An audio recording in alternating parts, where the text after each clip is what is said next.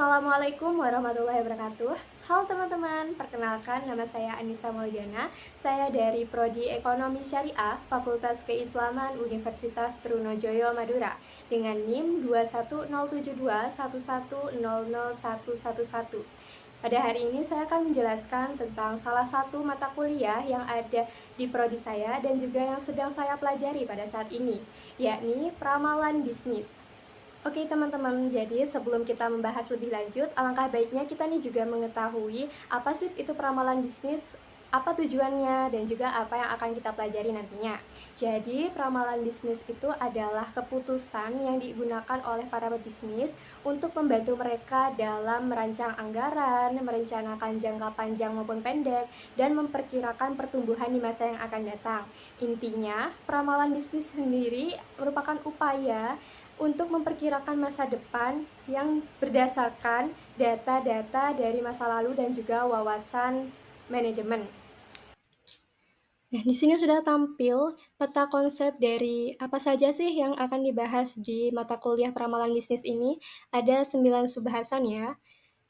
Yang pertama ada linear programming, metode transportasi, regression forecasting, game theory, location theory, metode Hungaria, Kue-Yung theory, network analysis forecasting, dan yang terakhir exponential analysis. Kita akan kupas satu persatu mulai dari bahasan yang pertama yakni linear programming atau sering kita sebut sebagai regresi linear.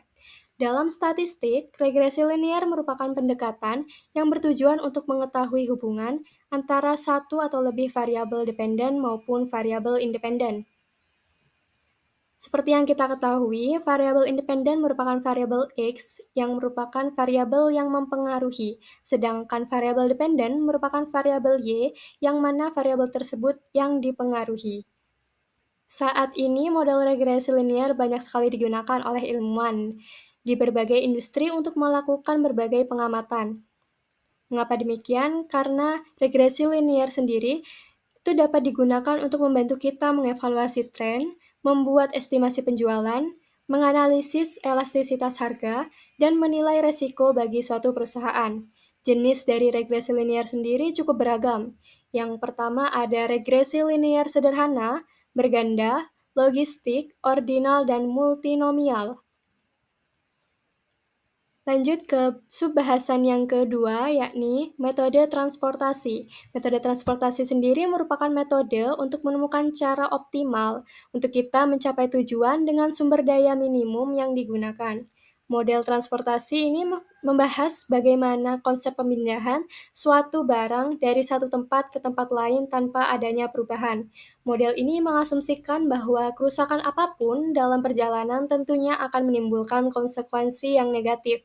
Sehingga untuk itulah model ini digunakan sebagai analisis sistem transportasi dan menemukan rute yang paling efisien untuk alokasi sumber dayanya. Intinya adalah, inti dari metode transportasi ini sendiri adalah upaya untuk mengembangkan rencana pengiriman yang dioptimalkan dengan biaya minimum, atau memilih jalur dengan hambatannya yang paling kecil.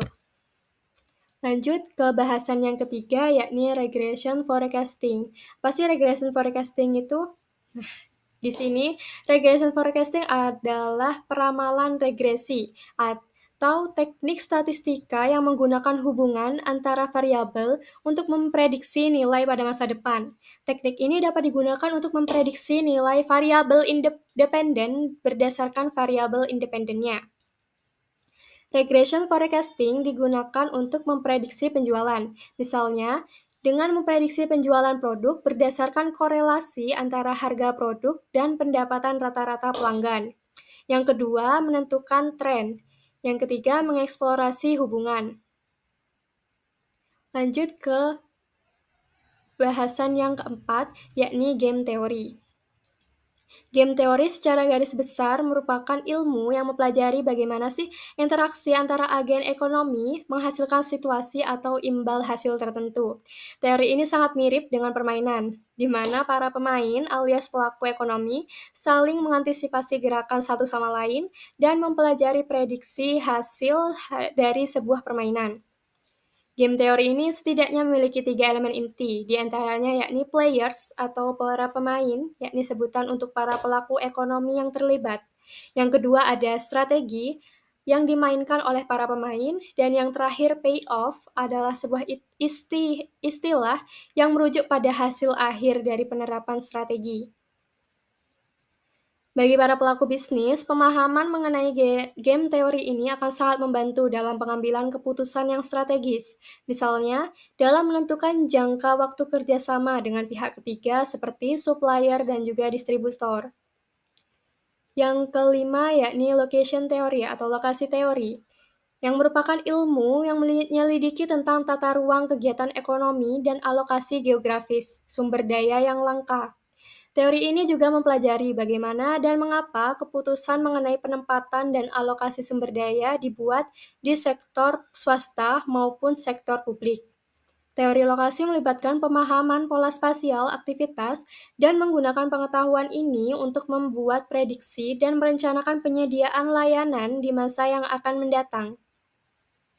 Apa sih tujuan mengapa kita harus mempelajari teori lokasi ini? Tujuannya adalah untuk mengidentifikasi faktor-faktor apa saja yang akan mempengaruhi lokasi kegiatan individu, alokasi bagian yang berbeda dari wilayah di antara berbagai jenis produksi, membagi pasar spasial antara produsen dan distribusi fungsional kegiatan di suatu tempat.